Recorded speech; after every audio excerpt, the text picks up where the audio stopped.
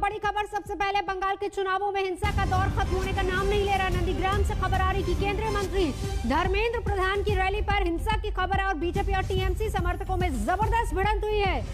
BJP का सीधे आरोप है कि उसके समर्थकों पर टीएमसी के कार्यकर्ताओं ने हमला किया, जबकि ऐसा ही आरोप टीएमसी की तरफ से भी लगाया जा रहा है। नंदीग्राम में धर्मेंद्र प्रधान की रैली जिस पर हमला हुआ, जिसमें खबर ये मिल पा रही कि एक बीजेपी कार्यकर्ता घायल है, जिसको खुद अस्पताल पहुंचाया है और उसके बाद आयोग से सीधे शिकायत की है धर्मेंद्र प्रधान ने कि हिंसा पर रोक लगाई जाए। मेरे सामने बीजेपी के कार्यकर्ता पर हमला हुआ, धर्मेंद्र प्रधान बता रहे नंदीग्राम में अर्धसैनिक बलों की भी तैनाती है, चुनाव आयोग से शिकायत करेगी बीजेपी।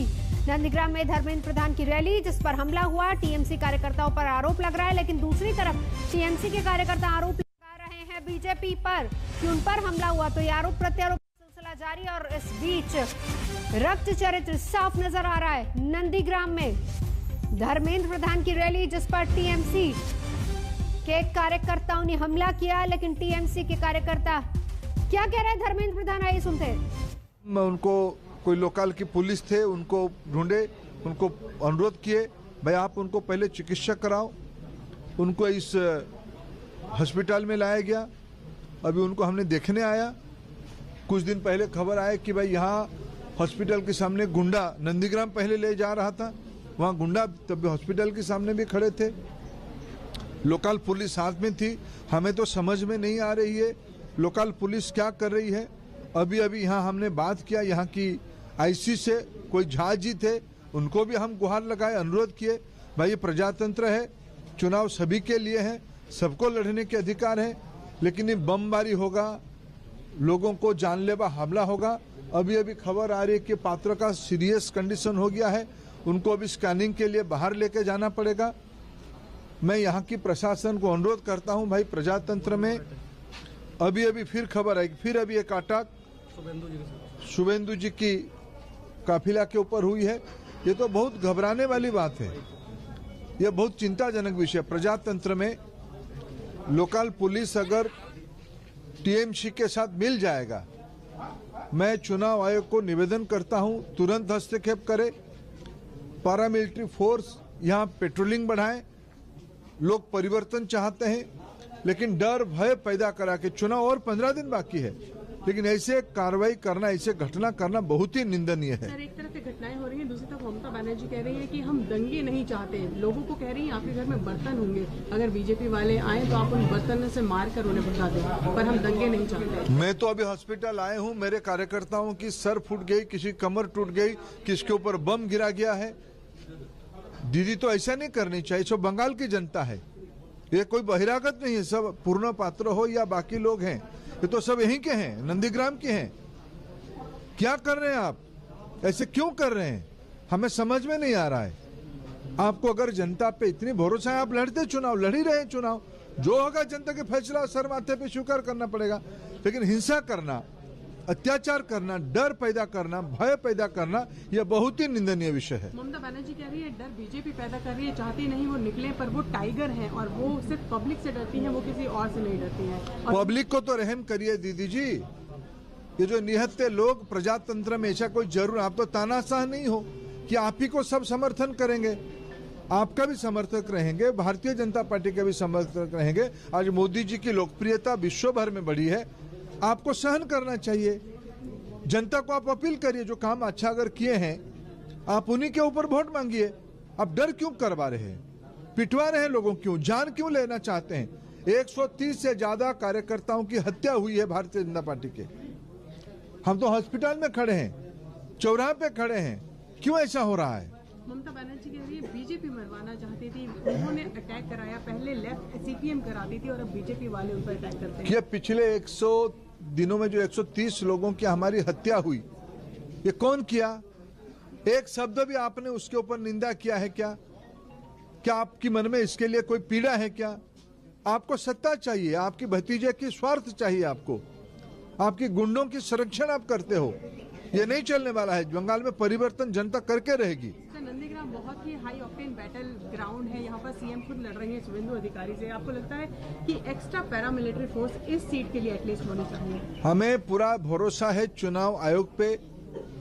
चुनाव आयोग विश्व की एक अच्छी एजेंसी है, इसको ये ठीक से संज्ञान में लेके संभालेंगे, पेट्रोलिंग बढ़ाए जाए और कुछ स्थानीय पुलिस अधिकारी हैं, उनकी मिली भगत टीएमसी की गुंडों के साथ है, उनकी कार्रवाई, उनकी व्यवहार को भी संज्ञान में लेनी चाहिए।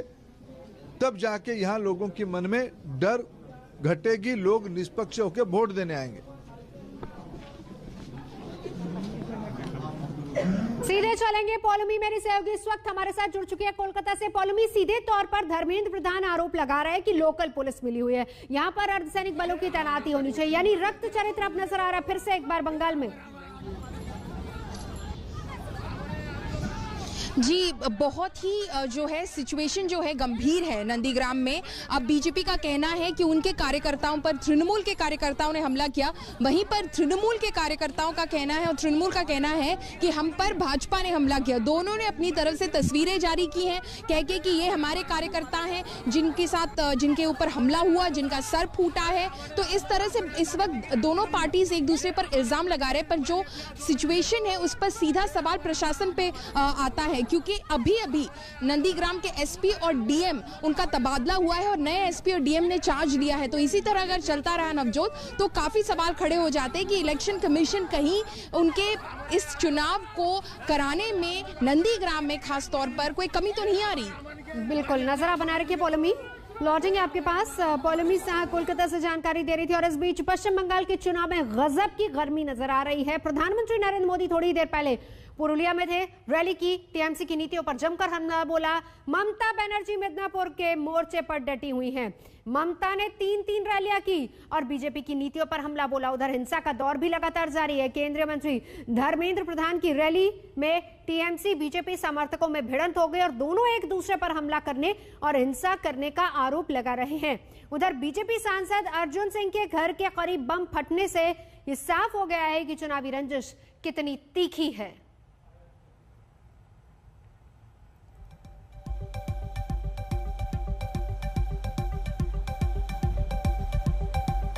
और इस बीच तस्वीर आपको दिखाते हैं किस तरीके से नंदीग्राम में धर्मेंद्र प्रधान की जो चुनावी रैली थी उस पर हमला हुआ। आरोप सीधे टीएमसी के कार्यकर्ताओं पर लग रहा है। भाजपा कार्यकर्ताओं पर हमला करने का आरोप उन्हीं पर लगा है। बीजेपी कार्यकर्ता बुरी तरह से जख्मी हो गए। तस्वीरें भी आपको दिखा रहे हैं। दक्षिण मंडल के युवा मोर्चा अध्यक्ष पूरन चंद्र पात्रो का सर फटा है। नंदीग्राम के सेंचुरा इलाके में प्रधान की रैली हो रही थी, चुनावी सभा, जिसमें वो जख्मी हुए हैं।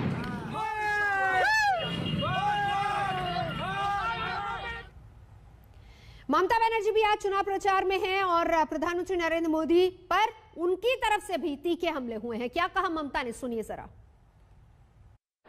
यहां जो लाखों गरीबों को पक्के घर मिल रहे हैं उसमें भी टीएमसी के तोलाबाज हर कदम पर अड़ंगा लगाते हैं।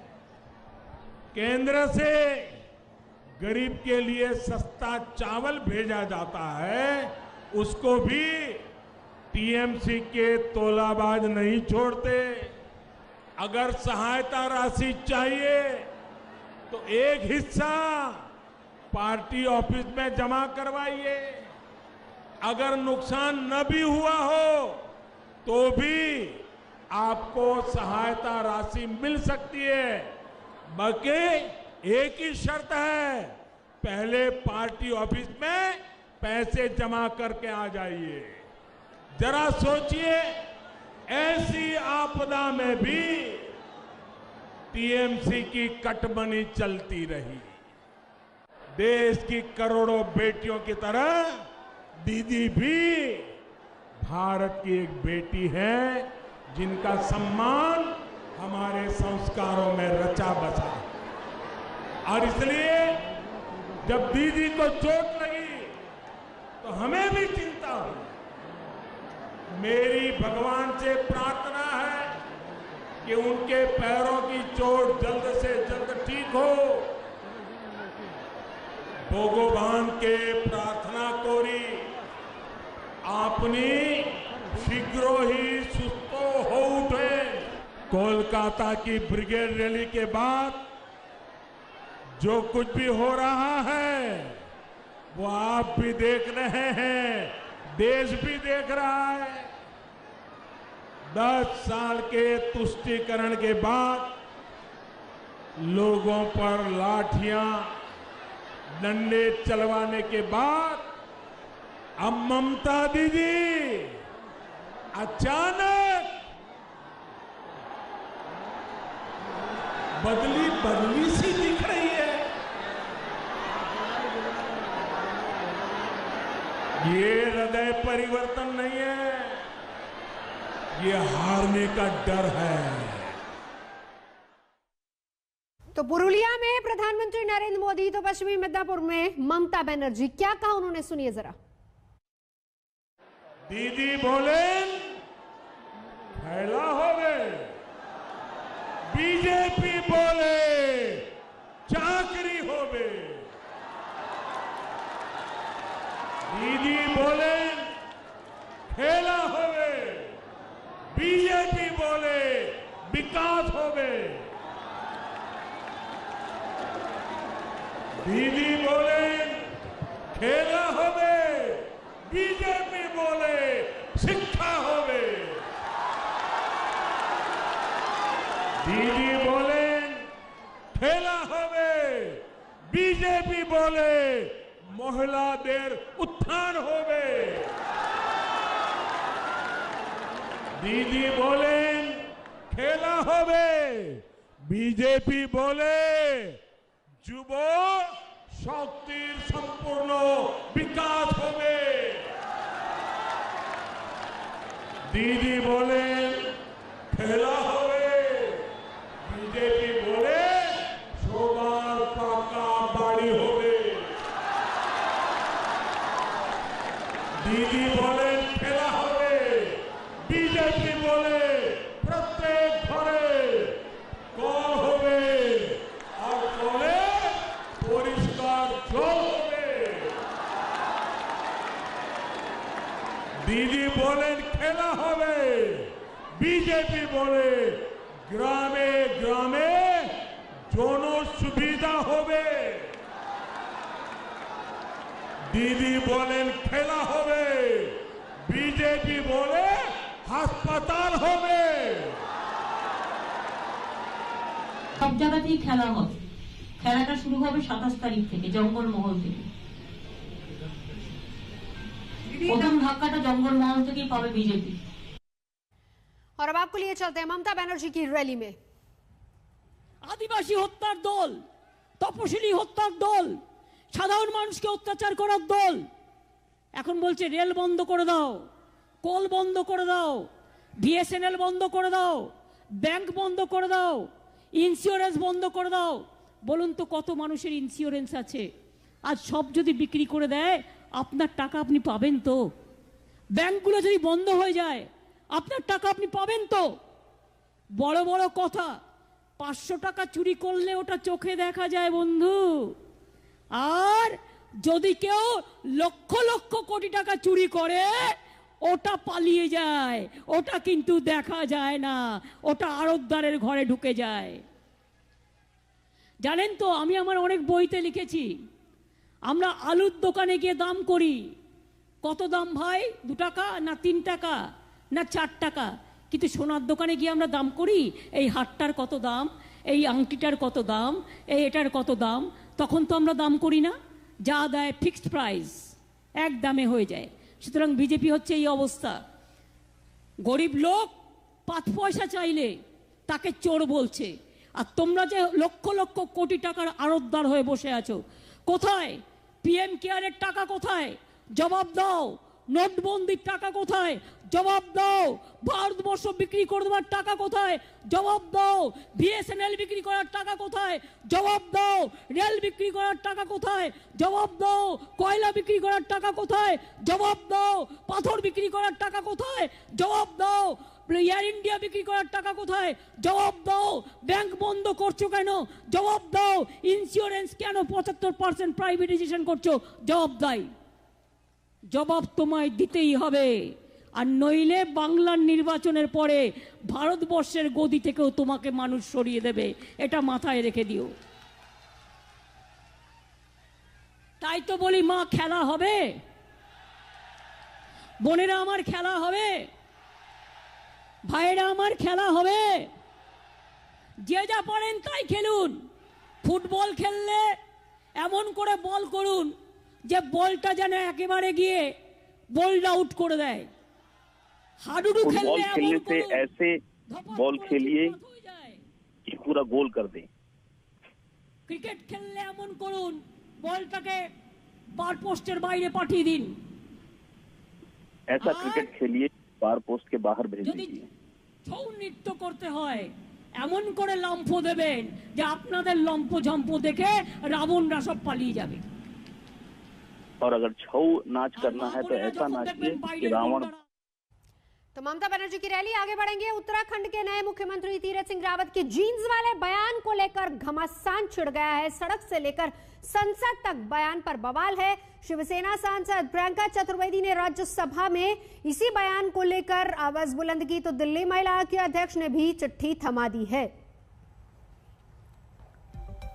जहाज में जब बैठा तो मेरे पड़ोस में बगल में एक बहन जी बैठी थी, और बहन जी बैठी थी तो बातचीत हुई, स्वाभाविक की बगल में बैठी है। लेकिन मैं जब उनकी तरफ देखा तो नीचे गमबूट थे, जब और ऊपर देखा तो घुटने फटे थे, हाथ देखे तो कई कड़े थे। लेकिन जब ये घुटने देखे बच्चे दो साथ में उनके थे। मैं कहा बहन जी कहाँ जाना है? दिल्ली जाना है। हस्बैंड कहाँ है? जीएनयू में प्रोफेसर है। तुम क्या करती हो? मैं एनजीओ चलाती हूँ। एनजीओ चलाती है, घुटने फटे दिखते हैं, समाज के बीच में जाती हो, बच्चे साथ में हैं, क्या संस्कार दो? तो उत्तराखंड के मुख्यमंत्री के इस बयान के बाद सोशल मीडिया पर भी इसका विरोध हो रहा है। किस तरीके से हो रहा है जरा वो तस्वीरें देखिए। तस्वीरें अब शेयर की जा रही हैं सोशल मीडिया पर। जीन्स पहनकर प्रियंका चतुर्वेदी ने अपनी तरफ से विरोध किया है। स्वाति मालीवाल ने अपनी फोटो शेयर करके सोशल मीडिया पर विरोध जताया है। तो ये विरोध का एक तरीका, प्रियंका चतुर्वेदी ने ये बात सदन में भी उठाई है। स्वाति मालीवाल ने भी इसको लेकर आपत्ति जाहिर की है, लेकिन साथ ही साथ सोशल मीडिया पर अपनी जीन्स वाली पिक्चर पोस्ट करके भी विरोध जताया। और इस पूरे मामले को लेकर क्या कुछ कहा सांसद जया बच्चन ने, वो भी सुनिए जरा। हमारे साथ जया बच्चन जी हैं, ये उनसे बात करते हैं क्योंकि नव्या ने भी ट्वीट करके उत्तराखंड सीएम को कहा है कि आप अपनी मेंटालिटी बदलें। मैम, आप लगातार महिला सशक्तिकरण की बात करती आई हैं। आज जब एक ओहदे पे कोई इंसान रिप्ड जीन्स और जीन्स के ऊपर कमेंट करता है और कहता है संस्कारी नहीं है वो महिलाएं जो फटी जीन्स पहनती हैं, क्या कहेंगी आप? ये मंत्री जी डिसाइड करेंगे कि संस्कारी कौन है और कौन नहीं है। अभी तो उनको पद मिला है, उनसे कहिए कि अपना काम करें, महिलाओं के ऊपर टिप्पणी करना बंद कर दें। आजकल की लड़कियां जो हैं वो जानती हैं ये कपड़े पहनने से संस्कारी और अनसंस्कारी नहीं बन जाता। These are small petty mentality. This is the reason why women are getting raped, women are getting killed, क्योंकि ऐसे छोटे सोच के लोग हमारे बड़े बड़े पद में बैठे हैं। और ये जिस तरह से बात करते हैं, इस तरह से कमेंट करते हैं, यही चीज़ बाहर जाती है और जो बच्चे इस क्राइम को कमिट करते हैं लाइक रेप और टीजिंग गर्ल्स और से they get encouraged by people like this. मुझे ऐसा लगता है कि जो भी ऊंचे पद में जितने भी लोग हैं, ये शुक्ला जी जैसे ऊंचे पद के जो बड़े बड़े लोग हैं किसी भी पार्टी के हों, वो जब पब्लिक स्टेटमेंट दें ध्यान से सोच के समझ के दिया करें। इस तरह का स्टेटमेंट देना एक प्रदेश के मुख्यमंत्री को शोभा नहीं देता। नमस्कार, मैं हूं अंजना ओम कश्यप। हमें उम्मीद है ये वीडियो आपको पसंद आया होगा। लेटेस्ट खबरों के लिए यूं ही देखते रहिए आज तक, और इस वीडियो के पसंद आने पर लाइक, शेयर एंड सब्सक्राइब करना ना भूलें।